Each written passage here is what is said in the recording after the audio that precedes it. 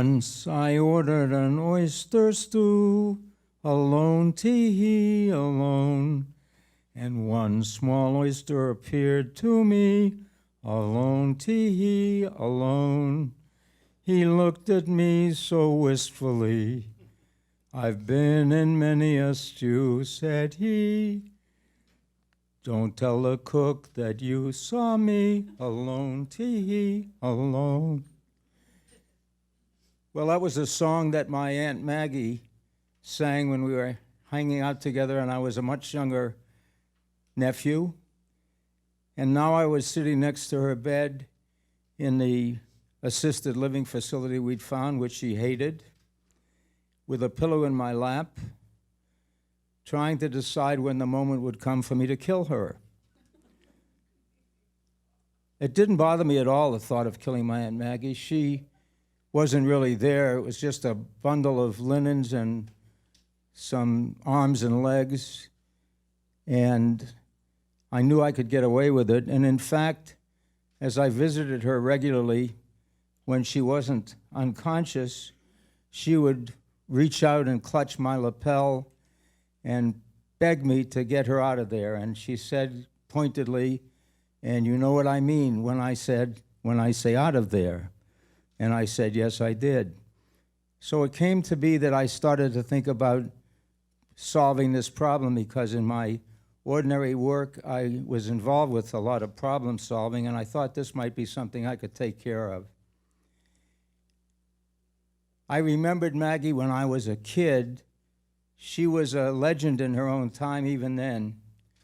They talked about how she hitchhiked from Boston to Chicago when she was 14.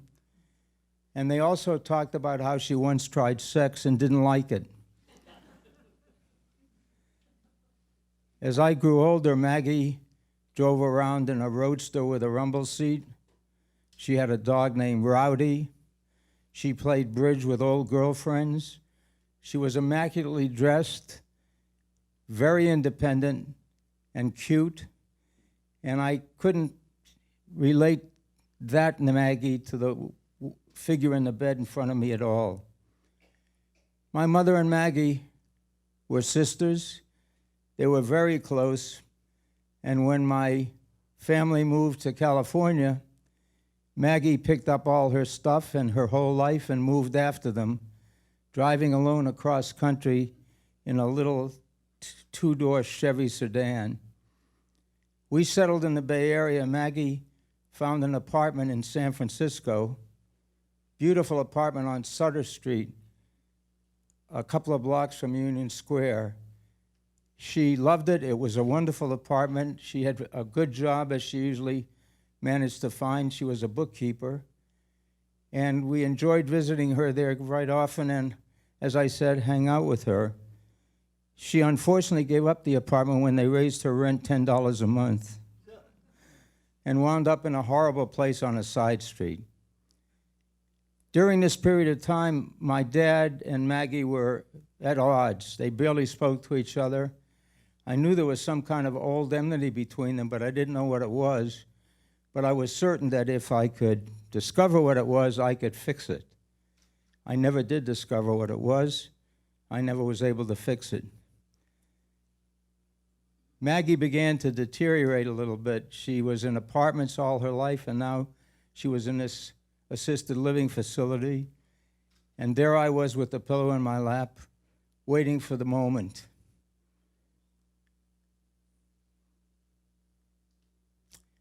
One day I leaned over to her and I whispered, when she was unconscious, I whispered in her ear,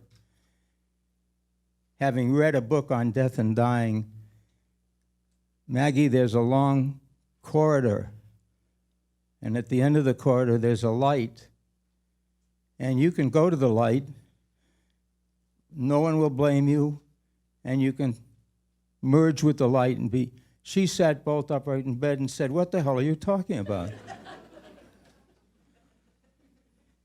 Her real name was Cecilia. We called her Seal.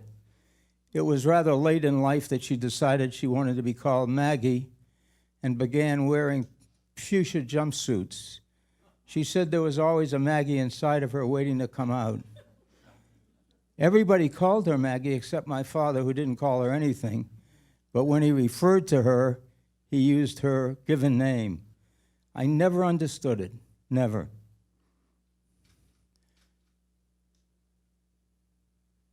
We had a lot of phone calls in the middle of the night from the place where she lived, telling us that again she'd gone to the hospital unexpectedly, and then a subsequent call saying she's better again and she's back at the retirement home. Finally, we got the definitive phone call, and Deborah and I took care of Maggie's last wishes, which were to be cremated. I thought it was ironic because my father used to say when he was really angry at her that he wanted to be cremated and have the ashes thrown in her face. I thought it was unlikely because Jews normally don't get cremated. My father, except for his manic depression, which was as yet undiagnosed and not fashionable, was a gentle man. In any event, the Neptune Society, as promised, took care of everything. And a few days later, Deborah and I went and picked up the small canister that contained all that was left of my Aunt Maggie, and we drove in silence to the cemetery. There was an open grave there and a couple of men with shovels smoking cigarettes, and the grave was next to my mother's by prearrangement. And we thought that at last the two sisters would be reunited and neither would ever be lonely again. And this melody kept creeping into my mind. One day I went to the junior prom, alone, tee-hee, alone, and sat in a row in my nicest gown, alone, tee-hee, alone.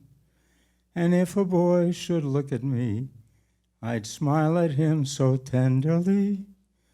Possibly then I would not be alone, tee-hee, alone. Well, the men were shoveling the dirt into the open grave, and Deborah touched my shoulder and indicated that another mourner had shown up. There was sunlight behind him, and he was backlit, but I recognized the silhouette, and it was my father. Thank you very much.